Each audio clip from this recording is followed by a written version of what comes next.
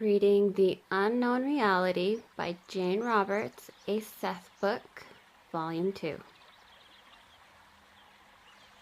Session 715, and the notes at the beginning are Rob explaining that Jane has started her book, Psychic Politics, and she became aware of a slightly different Jane in a psychic library, from which it seemed that much of the material for Psychic Politics came. If you have not read Jane's book, Psychic Politics, definitely a must-read. It is very interesting. Jane describing her experiences and explaining things a little bit differently, but the same, as far as the Seth material as a whole. But this psychic library, so in the last session 714, in the notes, which I did not read, it explains about the Akashic record and how Jane doesn't ascribe to an Akashic record, yet she is like tapping into this psychic library where there's like her double, and there's just really neat experiences that she has, and she explains in that book. So that's what this is talking about. And Rob is saying that she received on Friday morning another shorter passage of library material, which is quoted in part right here. So I'm going to read that first. Jane states, quote, "There are ever-changing models for physical reality, transforming themselves constantly, in line with new equations instantly set up with each new stabilization. We tune into these models, and our intersections with them alter them at any given point, causing new dimensions of actuality that then reach out from that new focus," end quote. And then it says that she didn't completely understand what she'd written, but it was to be the beginning of key episodes of her psychic life. And she wrote, quote, "My later experiences that day were a practical lesson in how models work," end quote. So she had wrote that after it was all over. And then that same day, later, she had told Rob that she was going into another altered or enhanced state of consciousness. Rob notes that she compared her feelings with those heightened perceptions she'd enjoyed so much the day before and Wednesday in connection with the birth of her book, Politics. And Rob's going to go do errands, and she decided to go with him, even though her state of awareness was still growing. And something really neat happened to her, and so this is the documentation of that experience. Right here it says, already she was so quote-unquote loose that she noticed an unsteadiness in her walking. And she states, quote, "It's as though the floor's rising up beneath my feet, supporting my weight, but in a way that I'm not used to," end quote. And Rob notes that she was enchanted. Okay, so she's not getting out of the car. She doesn't want to interrupt her experience, and she wants to write it all down. So eventually she does. She gets a paper and pen, and she's writing this stuff down. And it's noted here that she was having the most profound group of experiences in seeing, feeling, and knowing the ordinary physical world about her. She had ended up covering half a dozen pages within 30 minutes time. And Rob is noting that to remind the reader to see her own much longer account of the whole experience in Chapter 2 of Politics, Psychic Politics. But here is part of that information. Okay, so Jane states, quote, "Then between one moment and the next, the world literally changed for me. I'm viewing it from an entirely different perspective. It's like the old world, but infinitely richer, more now, built better, and with much greater depth. Words aren't describing this at all. Each person who passes the car is more than three-dimensional, super real in this time, but part of a model of a greater self. And each person's reality is obviously and clearly more than three-dimensional. I know I'm repeating myself here, but it's as if before I've seen only a part of people or things. The world is so much more solid right now that by contrast, my earlier experience of it is like a shoddy version, made up of disconnected dots or blurred focus. Qualitatively, the supermarket plaza was so different than usual that I could hardly believe it.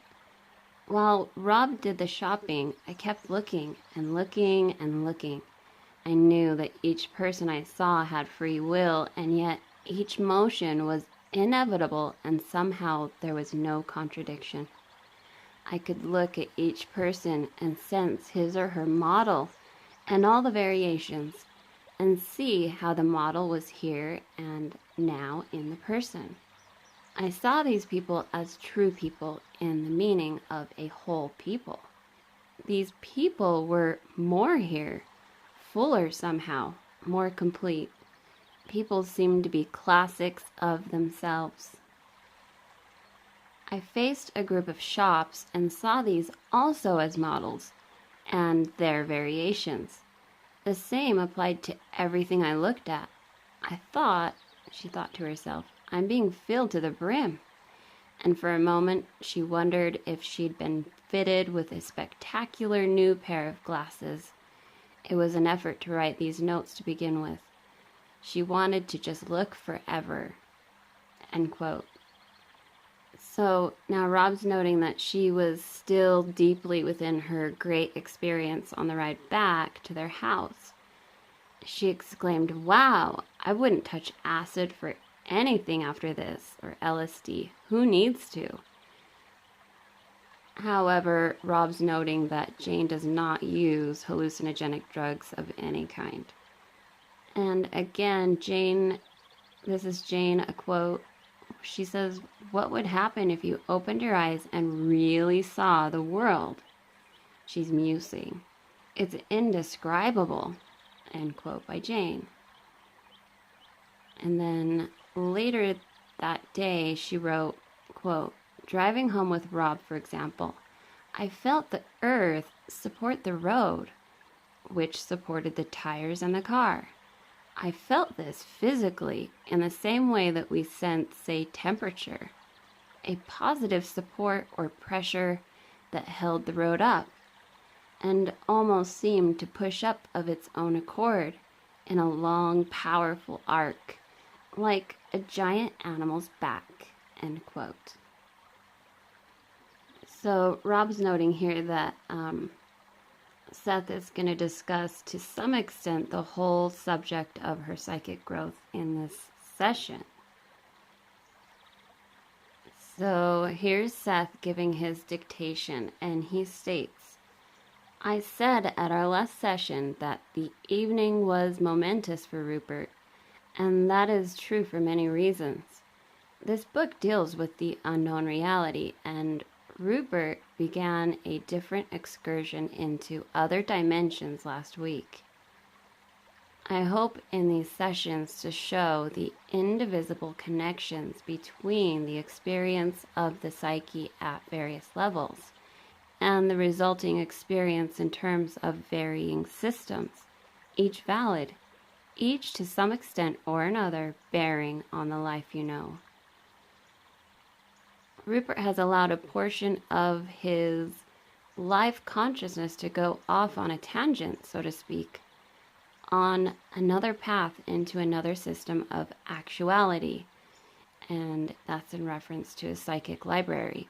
His life there is as valid as his existence in your world. In the waking state, he is able now to alter the direction of his focus precisely enough to bring about a condition in which he perceives both realities simultaneously. He is just beginning, so as yet he is only occasionally conscious of that other experience. He is, however, aware of it now in the back of his mind more or less constantly.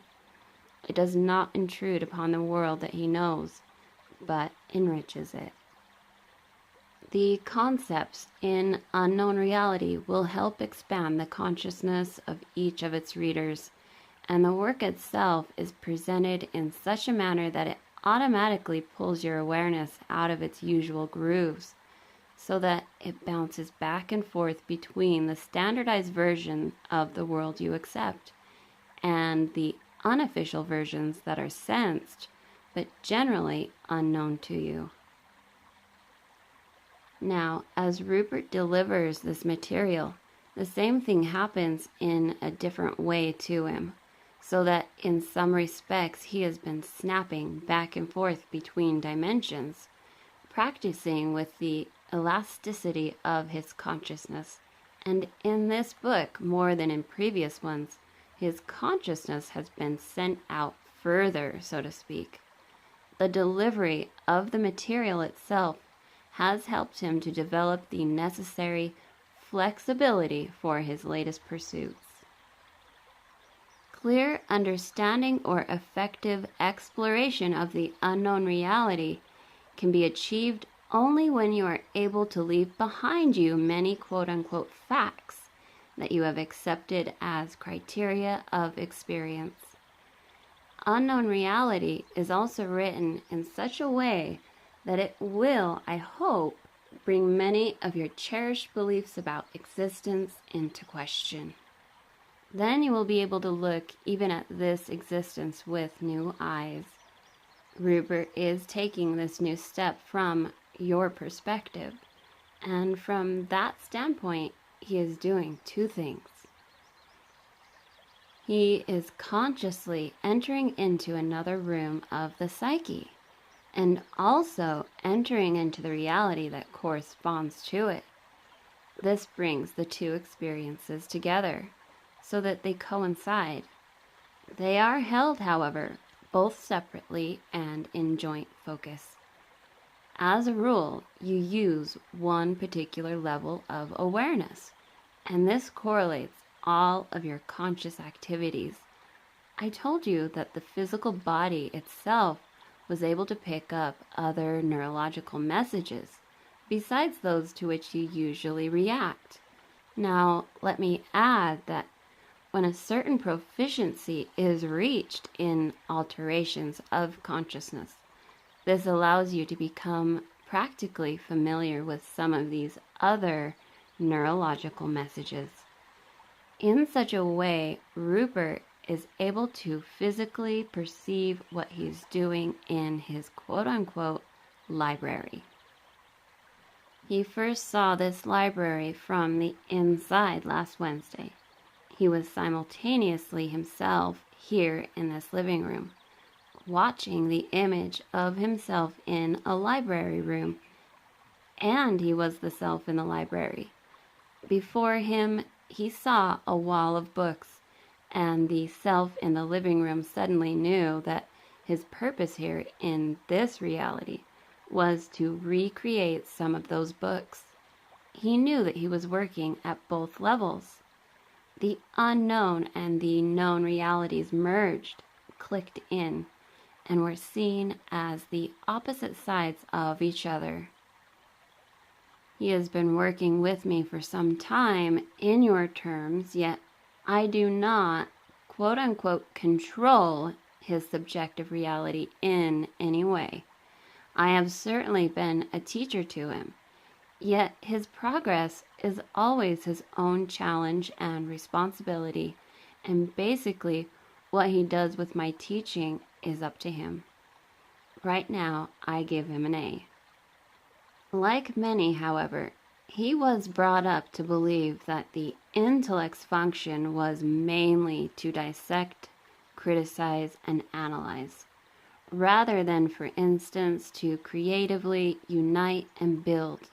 And analysis was thought of as separating the elements of a concept rather than restricting original concepts.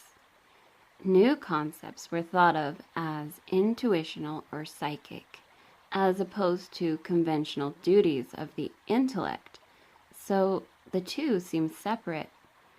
Therefore, Rupert felt duty-bound to question any intuitive construct most vigorously, as a matter of principle.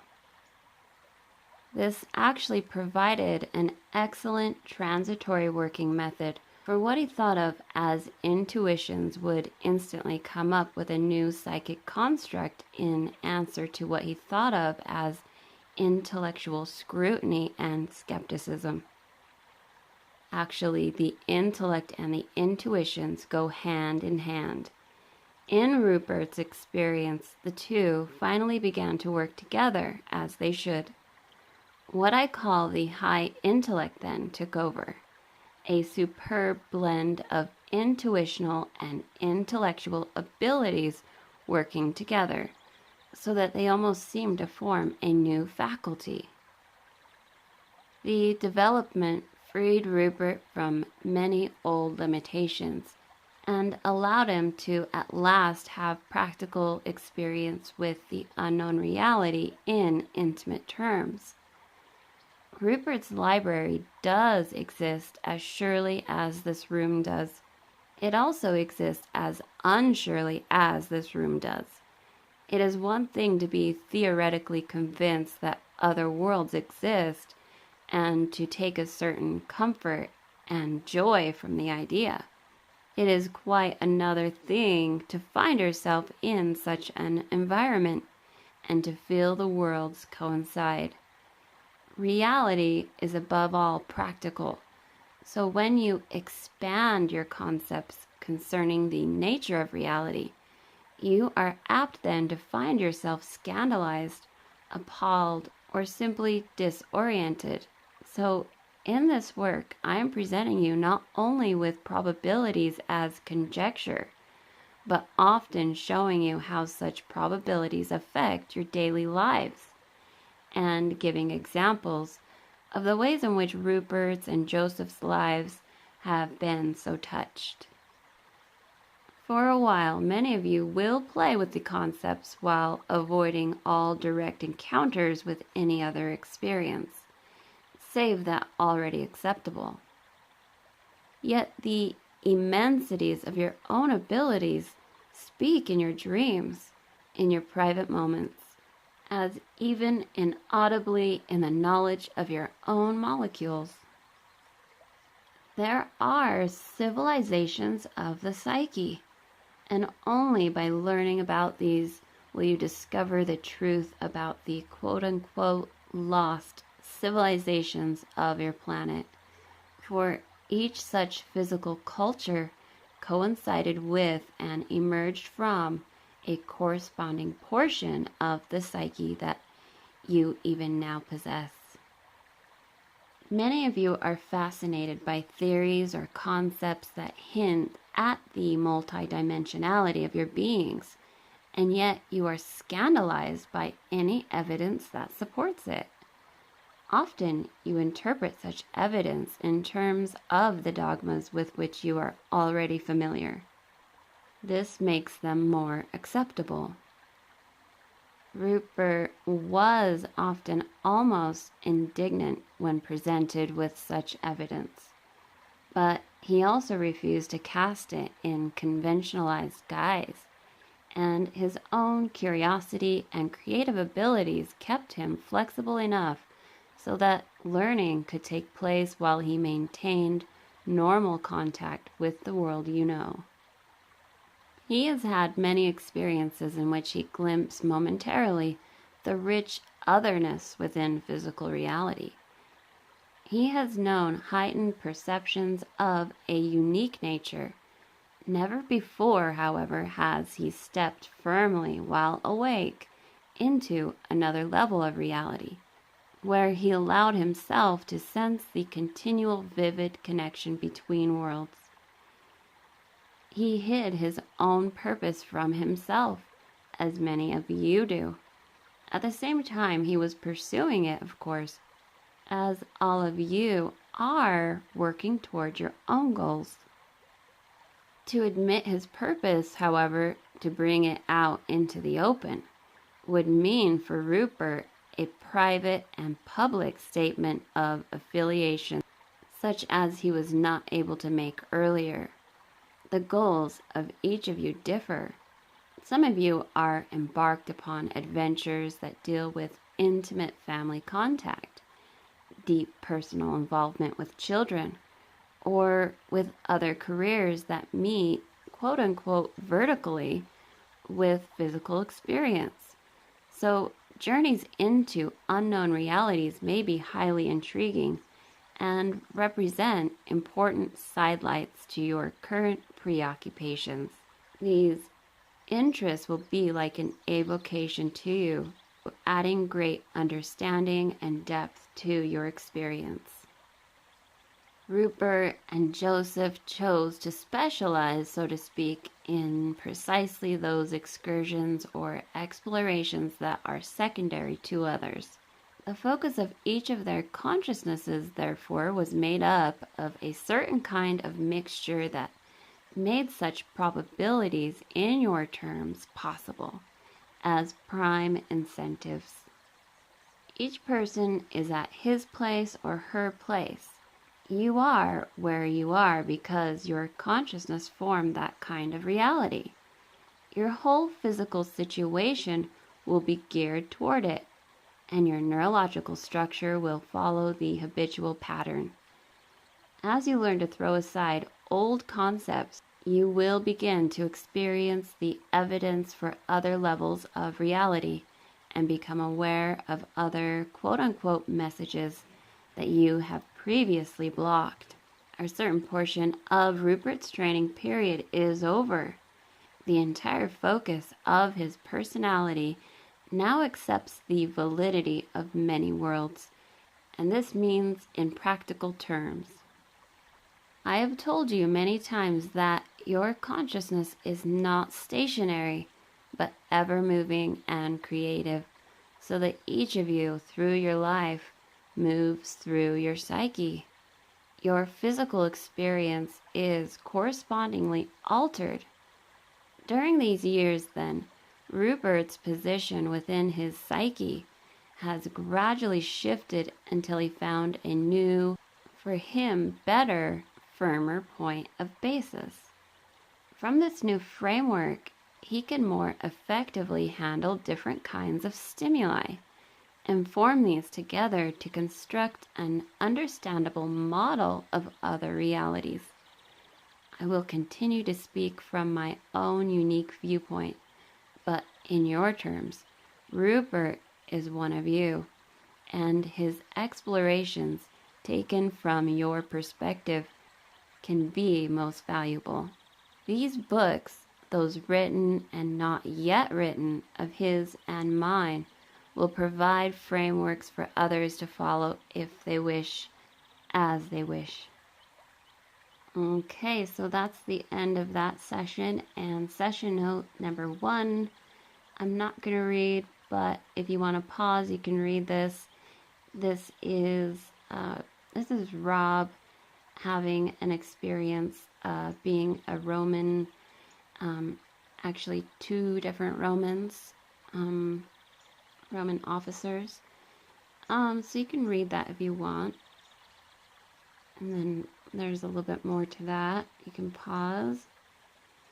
But I'm going to tell you guys that for more information on reincarnational self, a reincarnational self or a probable one, Seth's material on reincarnation would be in chapter 4, among others. But chapter 4 of Seth Speaks, he's saying see the material on Probable Selves in chapter 16 as well of that book, Seth Speaks, and in session 680 for volume 1 of Unknown Reality. So I will put those links, and this part right here is in addition to Rob's experience or his thoughts in continuation for note number 1. And note number 2, you can read if you want. You can just go down and keep reading if you'd like. Okay, so note number 4, Rob states, Jane's declaration of the quote-unquote super real aspects of her ecstatic state, that, quote, the world is so much more solid right now, end quote, soon had me hunting for relevant material I remembered Seth giving. I found 2 sources in Seth Speaks.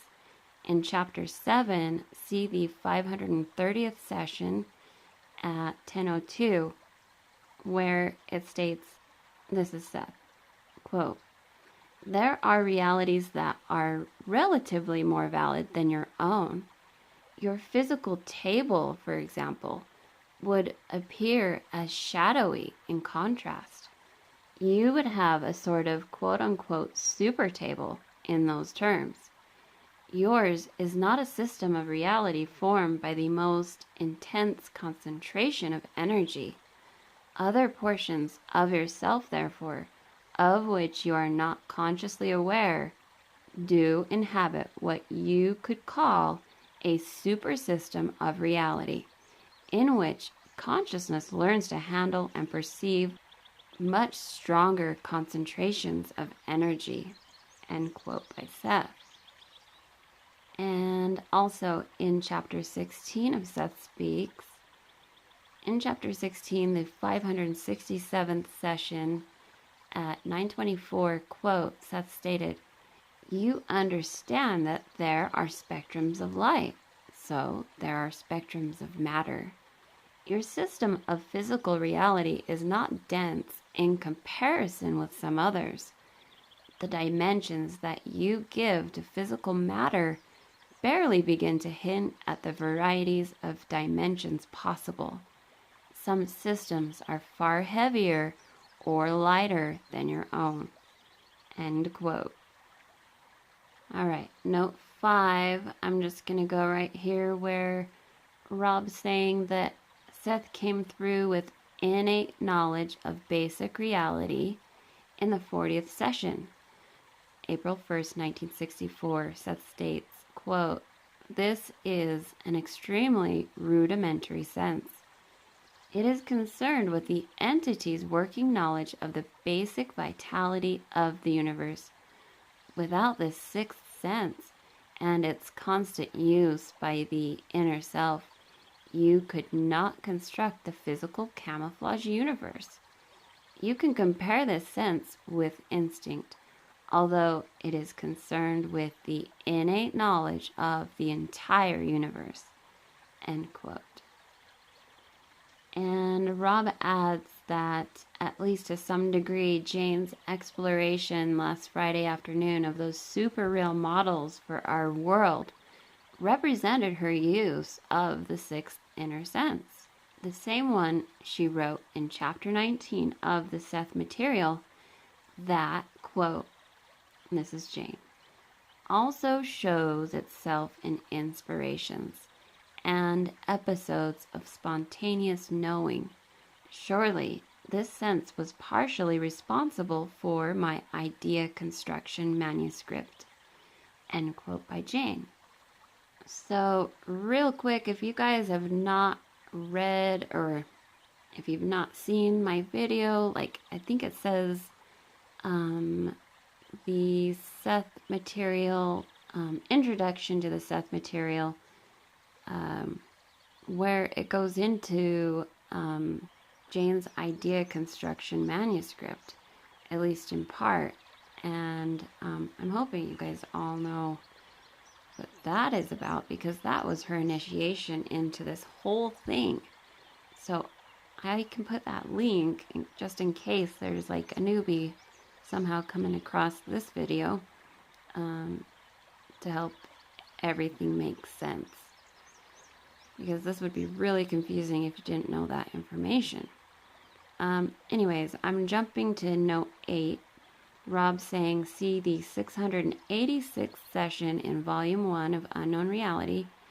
Then see Jane's material on other than usual neurological messages and speeds in Appendix 4 and 5. So when those are available, you'd go to those. And he adds, later, I add here a paragraph from the private session Seth held for them on, quote, he, or Rupert Jane, he has an ability to identify with others and communicate. He has always been mentally quick and intellectually agile. As a youngster, he received the messages from others so quickly that he was diagnosed as having an overactive thyroid gland. Actually, he was receiving quote-unquote unofficial messages that are usually neurologically censored. He could not allow them to become conscious in that world. End quote by Seth. And then note number 9, see Appendix 18 when that's ready. So, in addition to note 9, when in this session Seth talked about Jane being done with her training, Rob's adding that Seth had mentioned Jane was beginning training in the 6th session, and then also in the 12th session, January 2nd, 1964, Seth had informed them that Jane and Rob were his, quote, first lesson class, end quote. But then he added, quote, so Seth states, at one time or another, all of us on my plane give such lessons. But psychic bonds between teacher and pupil are necessary. This means that we must wait until personalities in your reality have progressed sufficiently for lessons to begin. Although reason is extremely important, I do not mean to minimize its value. Nevertheless, what you call emotion or feeling is the connective between us, and it is the connective that most clearly represents the life force on any plane and under any circumstances. End quote. And then Rob adds, later we were to learn about the distortions that could happen as Jane relayed some of Seth's material. Given the open-ended nature of time and considering the idea of probable realities, we came to realize that simultaneously we could and could not be Seth's, quote, first lesson class, end quote. But in those early sessions, we had no background knowledge of which to ask meaningful questions. And in the 15th session, Seth told Jane and Rob, quote, I am giving you what may be considered a broad outline to be filled in, end quote. And you guys can read the last 3 if you would like to. But that is the end of this session. And look at where we are. We are in section 5 for the next video. And it is how to journey into the quote-unquote unknown reality. Tiny steps and giant steps. Glimpses and direct encounters. It literally always amazes me how fast these books get done. But we are getting really close. Look at that. Pretty cool. So, thank you so much for watching, you guys. I appreciate it. And definitely share this information. I know you can't share it to just anyone, but unfortunately that's the case. But for people that you think might be interested in it, definitely share.